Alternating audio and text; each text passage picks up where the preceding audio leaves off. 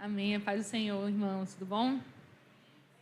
Irmãos, é um desafio muito grande para mim ter aceitado esse convite de pastor Edinaldo, porque ele realmente me conheceu quando eu era uma menina, né? Lá em 2014, mais ou menos, 2013, 14, 15 e 16, mais ou menos, foi a época que a gente caminhou juntos, né? Ele me pastoreando na época da Nova Aliança, né? E é um desafio você poder trazer uma mensagem da parte do Senhor para pessoas que lhe acompanharam, lhe viram crescer, né?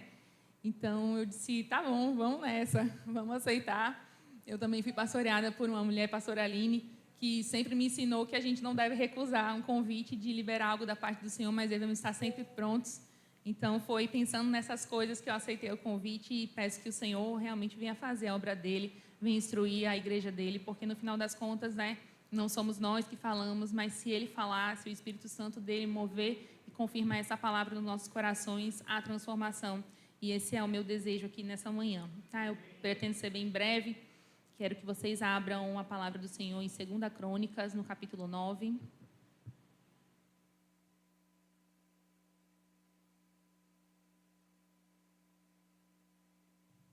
Segunda Crônicas 9, a partir do primeiro versículo mesmo. Esse texto fala do encontro, né, de Salomão com a rainha de Sabá. É um encontro muito importante, né, para Salomão, um encontro muito importante, tão importante que Jesus nos evangelhos citou esse encontro. Disse que quando a rainha do sul ela foi visitar Salomão, ela, por conta desse desejo dela de saber mais sobre o Senhor, o Deus de Israel, ela se levantaria nos últimos dias e condenaria aqueles da casa de Israel que rejeitaram a palavra do Senhor. Então, um encontro muito importante, a gente vai falar sobre algumas coisas que aconteceram durante ele. Então, 2 Crônicas 9, a partir do versículo 1, diz o seguinte: A rainha de Sabá soube da fama de Salomão e foi a Jerusalém para pô-lo à prova, com perguntas difíceis. Quando chegou, acompanhada de uma enorme caravana, com camelos carregados de especiarias, grande quantidade de ouro e pedras preciosas, foi até Salomão e lhe fez todas as perguntas que tinha em mente. Salomão respondeu a todas, nenhuma lhe foi tão difícil que não pudesse responder. Vendo a sabedoria de Salomão, bem como o palácio que ele havia construído, o que era servido em sua mesa, o lugar de seus oficiais, os criados e os copeiros, todos uniformizados, e os holocaustos que ele fazia no templo do Senhor, ela ficou impressionada. Disse ela então ao rei: Tudo o que eu vi em meu país acerca de tuas realizações e de tua sabedoria era verdade, mas eu não acreditava no que diziam até ver com meus próprios olhos. Na realidade, não me contaram nem metade da grandeza de tua sabedoria. Tu ultrapassas em muito o que eu vi. Como devem ser felizes os homens da tua corte que continuamente estão diante de ti e ouvem a tua sabedoria. Bendito seja o Senhor, o teu Deus, que se agradou de ti e te colocou no trono dele para reinar pelo Senhor, pelo teu Deus. Por causa do amor do teu Deus para com Israel e do desejo de preservá-lo para sempre, ele te fez rei, para manter a justiça e a retidão. Então, antes da gente falar mesmo sobre esse encontro, a gente precisa entender um pouquinho, né, de Salomão, quem ele era. Acredito que todos aqui sabem, né? Ele é conhecido como o homem mais sábio, né, um rei, um dos mais prósperos de todo o reino de Israel, que teve vários reis, né? Teve vários representantes, mas Salomão se destacou acima de todos. Salomão era filho de Davi com Batseba, e nós sabemos que esse foi um casamento muito controverso, né? Foi aquele pecado de Davi que todos sabem, que ele acabou planejando a morte de Urias, que era o esposo de Batseba, se casou com ela após isso, se arrependeu, né, verdadeiramente, e com ela continuou e teve outros filhos, incluindo Salomão. Salomão foi o último filho de Davi. Ele não era aquele que deveria assumir o trono, se a gente fosse considerar que os primeiros filhos, né, os primogênitos, eram aqueles que sucediam, mas quando o Senhor ele tem um plano, ele vai ter seus meios de cumpri-lo, né? Mesmo que não faça sentido na nossa cabeça, mesmo que não seja o mais usual, mesmo que venha talvez de um cenário não bonito, né? Vendo de um casamento que não era ali o correto, né? Veio de uma traição, seguido de um assassinato. Então, como que poderia abençoar, né? E essas são as indagações que a gente faz, às vezes, para o caminho do Senhor, mas ele cumpre a sua promessa. Ele havia prometido a Davi que o reinado dele seria eterno, e nós sabemos que isso é uma sombra, né? Um anúncio da vinda de Jesus, o filho de Davi. Então, em Jesus se cumpre essa eternidade, mas até chegar a Jesus, a gente tinha um caminho dessa linhagem de Davi mesmo, né? A linhagem genealógica de Davi e Salomão foi onde o Senhor decidiu cumprir isso. Então, foi escolhido, né, para ser o sucessor de Davi. E imagine o quão grandioso foi para Salomão poder conviver ali com Davi nos últimos anos do reinado de Davi, né? Poder testemunhar das coisas que seu pai falava, poder escutar o seu pai adorando. Quantos salmos de Davi nós temos e até hoje, né? Eles vivem muito fortemente nos nossos corações, eles entoam louvores ao nome do Senhor, e até hoje nós cantamos os salmos que Davi escreveu há tantos anos atrás. Então, imagine que privilégio Salomão teve de conviver, né? Estima-se ali que ele viveu entre até 15 ou no máximo 25 anos com o seu pai Davi, ouvindo e sabendo já nos anos finais da vida de Davi que ele o sucederia, porque Davi continuamente apontava isso para ele. Então, eu fico imaginando como que Salomão ficava ali tentando observar a forma de seu pai governar, a forma de seu pai adorar o Senhor, a forma do seu pai zelar pela aliança, né, pelos termos da aliança. Então, o zelo ali com o que Deus, através de Moisés, deixou para o povo de Israel seguir, né? Aquela quantidade imensa que nós sabemos de ordenanças, mas que eram muito importantes naquela época para que se cumprisse, né, aquilo que o Senhor tinha para o seu povo. Então, tanto Salomão quanto Davi tinham esse zelo muito forte dentro do coração deles. E Salomão se atentava mesmo para cumprir. Eu queria que a gente pudesse ver isso, um exemplo disso, lá em 1 Reis.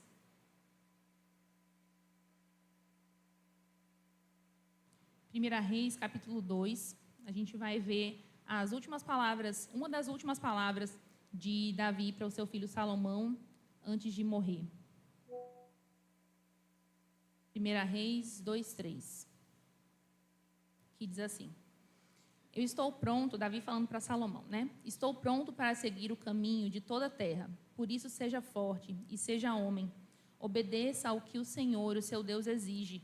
Ande nos seus caminhos e obedeça aos seus decretos, aos seus mandamentos, às suas ordenanças e aos seus testemunhos, conforme se acham escrito na lei de Moisés. Assim você prosperará em tudo o que fizer e por onde quer que for. E o Senhor manterá a promessa que me fez. E a promessa que o Senhor fez foi a seguinte: se os seus descendentes cuidarem de sua conduta e me seguirem fielmente de todo o coração, de toda a alma, você jamais ficará sem descendente do trono de Israel. Então, é muito forte isso que Davi passa para Salomão, né? Ele passou a sua vida toda testemunhando seu pai, zelando para cumprir com isso, e agora Davi estava passando esse legado, passando essa ordenança para o seu filho e dizendo para ele como ele deveria proceder para que aquela promessa continuasse se cumprindo, para que o trono, de fato, do Senhor fosse estabelecido, para que o povo de Israel continuasse sendo aquele povo que se destacava como tendo um único Deus no meio de várias nações, né, politeístas, que não conheciam ao Senhor, que não sabiam o que era paz verdadeira, que vivia tendo que guerrear para conquistar territórios e ser mais rica e poder se afirmar como soberanas e tudo. E o povo de Israel não se preocupava com isso, porque sabia que tinha uma promessa. Eles sabiam que eles não precisavam correr atrás do que os outros corriam, porque eles tinham o Senhor como centro do seu coração, o centro daquela nação. E cabia aos reis daquela época fazer com que isso fosse verdade. A gente tem vários exemplos aí, se você for ler, né, 1ª e 2ª Reis, 1ª e 2ª Crônicas, a gente vai vir de linhagens de reis que não estavam nem aí para isso, mas, pelo contrário, faziam alianças que não agradavam ao Senhor com os outros povos, e assim absorviam a cultura deles, deixavam o Senhor de lado, e aí se arrependiam quando o Senhor mandava pragas, ou quando o Senhor dava derrotas militares para eles, se arrependiam, e aí o Senhor vinha, restaurava, e falava mais uma vez: olha, observem os termos da aliança, observem com zelo isso, não se afastem de mim, eu quero os reunir, eu quero fazer vocês um povo diferente, escolhido para mim. E Israel sempre naquele pecado recorrente, né? E nós não podemos nem olhar para eles e achar que somos superiores, porque nenhum de nós está isento disso, né? Mas nós sabemos que o Senhor é misericordioso. E aí, pela misericórdia, levanta Davi e depois levanta Salomão também como reis diferentes daqueles que passaram, para que, de fato, se cumprisse essa aliança, né? E acho muito bonito, assim, quando eu estava lendo esses livros, né, que contam a história do reinado de Davi e Salomão, foi perceber como que se manifestava o amor de Salomão pelo Senhor. E a gente vai ver isso, a gente está em 1 Reis 2, eu quero que vocês coloquem no capítulo 3 agora. 1 Reis 3, no verso 3. O início desse capítulo, né, o título dele é aquele pedido de Salomão por sabedoria para o Senhor. Mas no verso 3, antes da gente conseguir falar sobre esse pedido específico de Salomão, tem um versículo muito importante assim para mim, que diz o seguinte: Salomão amava o Senhor, o que demonstrava andando de acordo com os decretos de seu pai Davi, mas oferecia sacrifícios e queimava incenso nos lugares sagrados. Então, pega essa primeira parte, que Salomão amava o Senhor, o que ele demonstrava andando de acordo com os seus decretos, né? Então, os decretos que ele fala aqui do seu pai Davi são os decretos da aliança que o Senhor fez lá com Moisés nas tábuas da lei e consequentemente todas as outras. Então, como que Salomão demonstrava esse amor? Ele demonstrava através da obediência àquilo que Deus tinha entregue, da obediência àquela aliança, né? Ele não estava ali demonstrando o amor dele com esses sacrifícios que oferecia continuamente. Ele não estava demonstrando o amor do Senhor dele com palavras vãs ou só com mais louvores, talvez repetindo os salmos que aprendeu o seu pai, as canções que Davi cantava. Não, ele estava demonstrando o amor ao Senhor, andando de acordo com os decretos dele, né? E isso me lembra muito, né, a palavra de João 14. Então, Jesus mesmo vai dizer para a gente como a gente reforçar essa ideia de que amar verdadeiramente o Senhor se demonstra andando de acordo com os seus preceitos, com os seus mandamentos. Lá, João 14, não precisa abrir, né, mas eu vou ler aqui ele rapidamente. João 14, capítulo 14, do verso 15 ao 17, que diz: se vocês me amam, obedecerão aos meus mandamentos. E eu pedirei ao Pai, e Ele dará a vocês outro conselheiro para estar com vocês para sempre. O Espírito da verdade. O mundo não pôde recebê-lo, porque não o vê nem o conhece. Mas vocês o conhecem, pois ele vive com vocês e estará com vocês. E aí o termo que Jesus usa, né, para conselheiro, se a gente for olhar o grego, né, e aí eu me achei muito pregadora, indo ver o que é conselheiro, qual era a palavra do grego, que é paracletos ou é parácletos, né, porque eu não sou grega, eu não sei falar, né, gente, mas esse termo, né, vai falar que ele está ali para significar conselheiro, auxiliador, advogado, instrutor e aquele que exorta. Então, tudo isso o Espírito Santo faz. E a gente sabe que hoje nós temos esse Espírito Santo dentro de nós, habitando conosco e acessível em todo momento. E na época de Salomão, estava também com ele porque ele era rei, né? Reis, sacerdotes e profetas tinham esse Espírito que vinha para cumprir uma missão específica. E hoje nós temos ele cotidianamente conosco. Mas naquela época, essa é a diferença que faz. É esse conselheiro que faz Salomão conseguir ter seu coração inclinado para cumprir a aliança, para amar o Senhor verdadeiramente, para ter o desejo de guiar todo o povo de Israel, que era muito numeroso, que era um povo muito difícil. Você imagine, na época de Moisés, eles já eram numerosos e eles já eram difíceis de lidar. Imagine depois de tantos anos, tantos reis que ensinaram coisas erradas, Davi e Salomão ali se esforçando para voltar à essência, né, que a gente cantou aqui, aquela essência da adoração. A essência que é o Senhor. Imagine todo o trabalho, não era um trabalho possível de ser feito se não fosse através do Espírito Santo, se não fosse esse ajudador, esse auxiliador, esse advogado que olha para quando aquele povo falhar, né, advogar em favor por misericórdia, para aquele povo se levantar novamente e continuar andando de acordo com a aliança. Então, esse amor demonstrado através do zelo para andar segundo os termos da aliança, para cumprir os decretos e mandamentos do Senhor. Esse era o coração de Salomão, né? E é isso que vai fazer ele pedir essa sabedoria, né? Esse amor pelo Senhor vai fazer ele, quando o Senhor, ele entrega holocaustos, né? Queima ali sacrifícios para o Senhor, e aí Deus aparece em sonho para ele e pergunta o que ele quer, o que ele deseja. E aí acho que foi o primeiro encontro de Salomão, depois de ungido como rei. Ele encontra-se ali com o Senhor e ele poderia pedir uma infinidade de coisas. Imagine um menino ali de ou 15 ou 25 anos, no máximo, tendo que, né, continuar o legado de Davi, que foi um rei extraordinário, né? A gente tem lá, o povo de Israel sempre celebrava as conquistas e vitórias de Davi, E ele via o seu pai, ele via o povo também exaltando de alguma maneira, né, a vida de Davi, e ele era jovem demais. Como é que ele ia fazer? Né? Seu pai já estava reinando ali, reinou por 40 anos. E como é que ele ia fazer, né, para continuar esse legado? E aí Salomão responde para o Senhor que ele foi muito bondoso com Davi, Davi foi fiel a ele, por isso foi abençoado. Mas agora, né, no versículo 7 desse mesmo capítulo, ele vai dizer: agora, Senhor, fizeste o teu servo reinar em lugar de meu pai Davi, mas eu não passo de um jovem, eu não sei o que fazer. Teu servo está aqui no meio do povo que escolheste, um povo tão grande que nem se pode contar.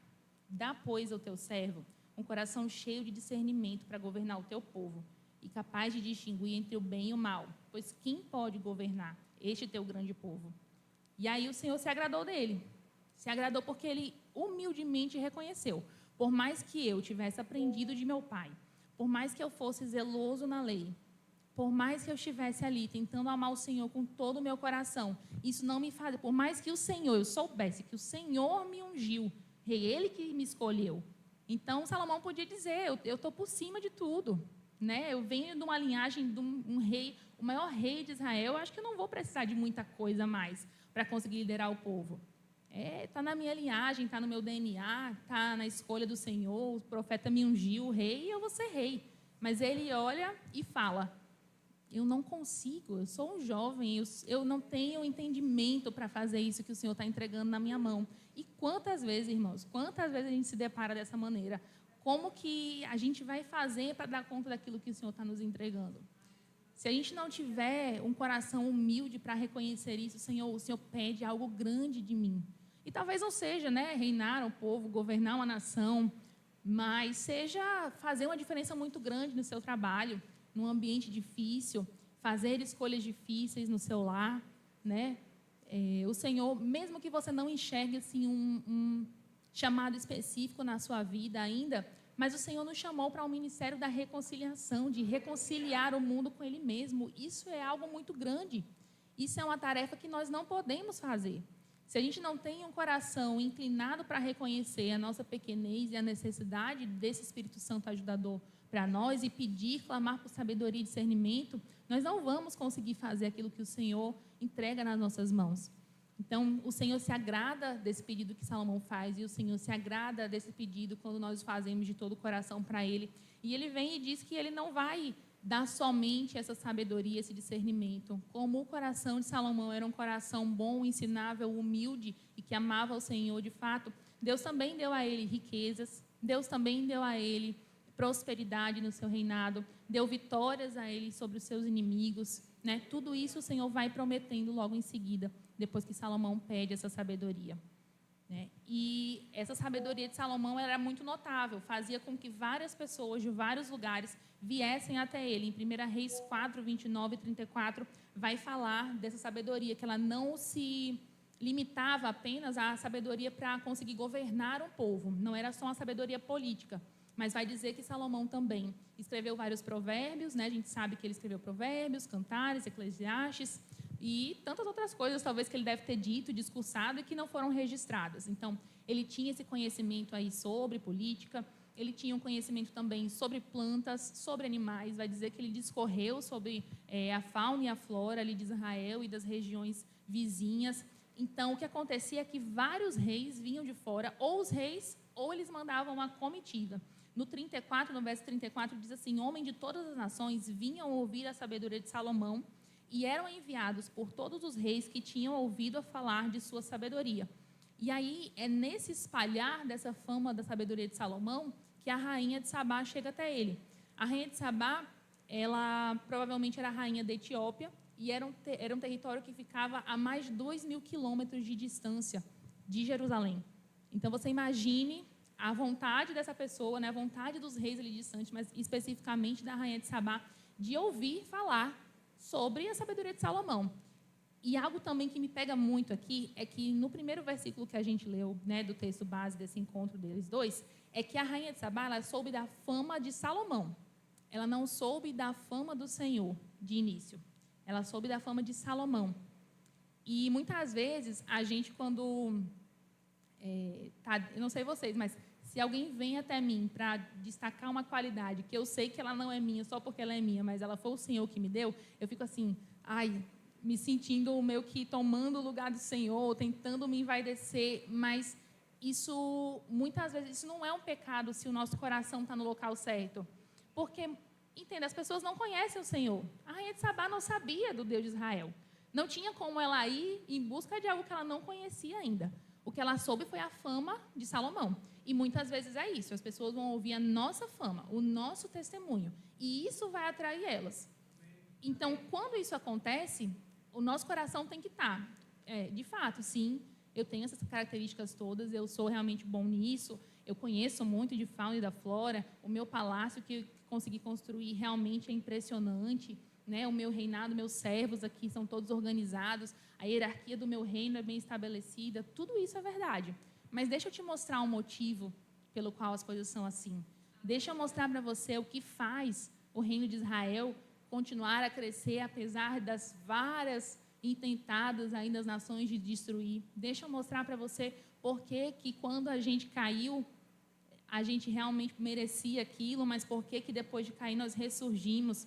Então, eu fico imaginando Salomão andando no palácio com a rainha de Sabá, mostrando essas coisas, e ao mesmo tempo falando para ela, dando testemunho do Deus dele, que o fazia grande, que o tinha tirado seu pai ali do meio dos rebanhos para governar Israel, e depois que tinha escolhido ele, mesmo não sendo primogênito, mesmo tendo vindo de um casamento que foi errado, mas como Deus havia o erguido, porque esse era o desejo do Deus de Israel. E, de fato, Salomão falou sim sobre isso com a rainha de Sabá, porque a declaração que ela faz no final, né, desse encontro, de bendito seja o Senhor teu Deus que se agradou de ti, te colocou no trono dele para reinar pelo Senhor, pelo teu Deus, por causa do amor de teu Deus para com Israel e do seu desejo de preservá-lo para sempre. Te fez rei para manter justiça e retidão. Se ela não tivesse escutado as histórias de Salomão, se Salomão não tivesse falado para ela, ela provavelmente não conseguiria falar sobre isso. Aqui não era um reconhecimento, né, uma conversão da rainha de Sabá, ela continuava politeísta, ela fala, né, do teu Deus, né, Salomão, o seu Deus, e era muito comum isso, né, de vários reis politeístas reconhecerem o Deus de Israel como mais um Deus, né, não era o único Deus para eles. Mas é muito importante esse reconhecimento dela. Até porque Jesus, quando vai falar lá, né, no que eu citei, que ele fala desse encontro, e diz, nesse encontro que Jesus está falando, o que estava acontecendo era o seguinte, os fariseus estavam pedindo um sinal, né, de que Jesus era de fato Deus, quem ele dizia ser. E aí Jesus fala assim, essa geração perversa está me pedindo um sinal, mas nenhum sinal será dado, a não ser o sinal de Jonas. O Filho do Homem vai passar 3 dias também, na escuridão, nas profundezas, assim como Jonas passou no ventre do peixe, e em seguida ressurgirá. Se o povo de Nínive tivesse escutado a mensagem que vocês estão escutando, certamente se arrependeriam antes. Se a rainha do sul tivesse escutado essa mensagem, ela condenaria vocês. Então, a rainha de Sabá teve esse contato, ela talvez não tivesse muita noção de que aquele era o único Deus, né? Jesus não estava sendo revelado a ela, estava sendo revelado a Deus. Mas agora, a partir de hoje, todos os povos, a partir do momento que nos escutam e escutam nosso testemunho, eles precisam estar também escutando de Jesus, de quem Ele é, de maneira intencional. Nós precisamos ser intencionais quando comunicamos isso para os povos hoje. Porque, no final das contas, tudo aponta para Ele, tudo aponta para o Senhor, né? Toda esse plano, essa obstinação de Deus em perseguir a humanidade, em reconciliá-la consigo mesmo, em trazer de volta para si, esse é o grande plano do Senhor. E era sobre isso esse encontro da rainha de Sabá com Salomão, sobre esse desejo do Senhor. E quando eu estava lendo sobre esse encontro deles dois, eu me lembrei também de uma outra palavra que eu dei no ano passado, sobre o encontro do eunuco etíope com Filipe, né? Lá em Atos capítulo 8. Não precisa abrir, mas eu vou falar um pouquinho desse encontro. Esse eunuco, ele tinha ido para Jerusalém, né? E como eu falei, Etiópia é longe de Jerusalém, 2.000 quilômetros mais ou menos.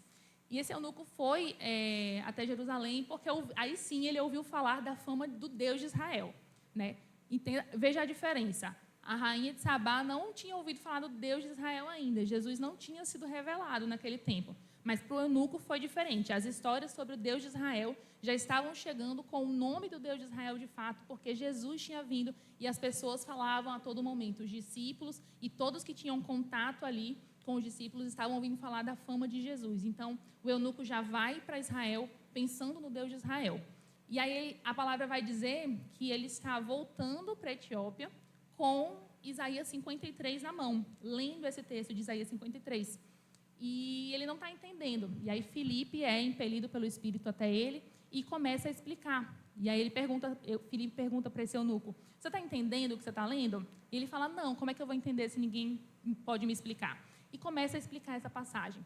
E na época que eu fiquei meditando sobre esse texto, que preguei sobre esse texto, eu fiquei pensando, imagina se esse eunuco continua a leitura dos capítulos seguintes, porque, se eu não me engano, em Isaías 55, Deus vai falar justamente de que ele se revelou para um povo que não chamava ele de meu povo.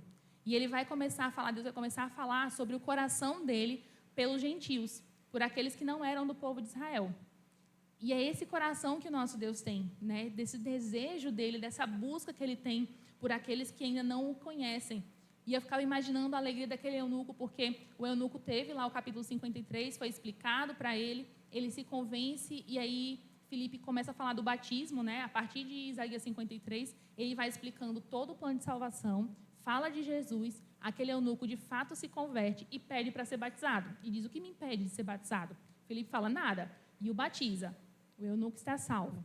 E aí imagina ele, depois disso, continuando a ler ali o profeta Isaías, e chega justamente nesse texto, que fala do coração do Senhor por um povo que não era dele. E aí ele se identifica com isso.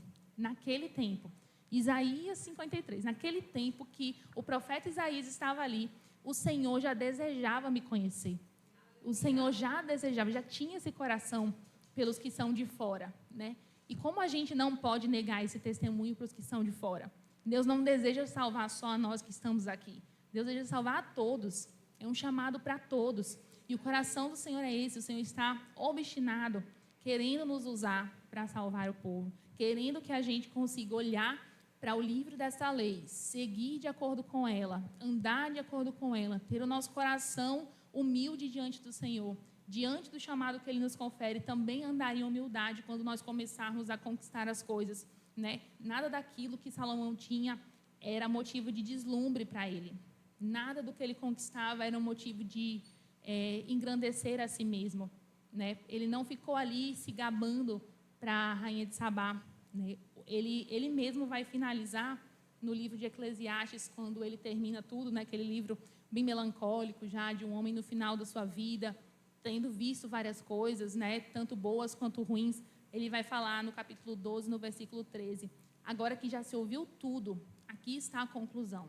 Tema a Deus, obedeça aos seus mandamentos, porque isso é o essencial ao homem. Então, é esse que é o essencial para cada um de nós. É observar a lei do Senhor, andar de acordo com ela, não porque a gente precisa seguir esse livro de regras, mas porque a gente ama o Senhor. E esse amor é demonstrado através da obediência aos preceitos, do conhecimento dos preceitos e andar de acordo com eles, de testemunhar essa retidão de coração, essa justiça. A rainha de Sabá fala, te fez rei para você manter a justiça e retidão daquele povo. É isso que o Senhor espera de nós quando nos entrega algo. Não é nada diferente disso. Não é tão simples assim, mas através do Espírito Santo dele agindo no nosso coração, a gente consegue fazer isso. Senão ele não ia requerer isso de nós. Deus não está requerendo de nós uma coisa que nós não podemos fazer. Ele nos dá todos os meios para fazer. Mesmo sendo difícil, mesmo com os empecilhos, com as nossas dificuldades, com nossa falta de conseguir falar bem, com nossa vergonha muitas vezes, né, com a nossa dificuldade de aprender algumas coisas, mas Ele está ali, lado ao lado, sendo nosso conselheiro, sendo nosso ajudador, nosso auxiliador, nos enchendo de sabedoria para fazer aquilo que Ele tem para cada um de nós. Amém? Eu queria que a gente ficasse em pé para orar um pouquinho.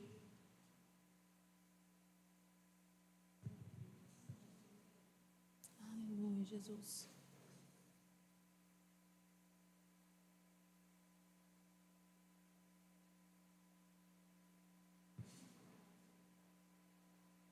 Aleluia. Senhor Jesus, obrigada pela tua palavra, Senhor. Obrigada porque o Senhor deixou ela para nós e nós temos um acesso livre a ela. Nós podemos consultá-la sempre que precisarmos. Nos ajuda a valorizar, Senhor, essa palavra. Gera no nosso coração o desejo de aprender mais dela, Senhor. Gera no nosso coração o desejo de andar, Deus, de observar os seus mandamentos, os seus decretos. Senhor, nos ajuda a zelar para cumprir os termos da aliança, porque o Senhor sempre cumpre os seus. Todos os termos que se referem àquilo que o Senhor faz, àquilo que o Senhor é, eles não são mutáveis. É o seu caráter, Senhor. Então nos auxilie, Espírito Santo de Deus, a manter também o nosso lado da aliança firme e fiel a Ti.